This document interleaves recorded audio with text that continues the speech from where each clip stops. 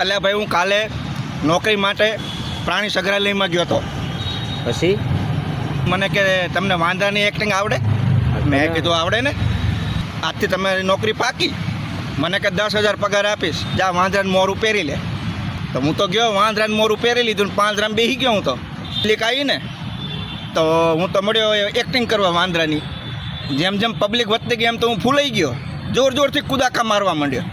પછી કુદાકા મારીને સીધો બાજુના પાંજરામ પડ્યો. હું સિંહનું પાંજરું હતું. અરે થઈ ગયો. મેં કીધું બહાર કાઢો, બહાર કાઢો, મને જલ્દી બહાર કાઢો. પછી શું થયું?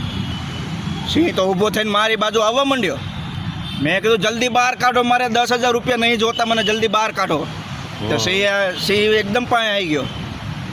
મને કે હું રાડો નાખે છે, મારો 12,000 પગાર છે. અહીંયા બધા પગાર ઉપર જ છે. ઓલું જીરાફ રહ્યું ને એ મારા ગામનો છે.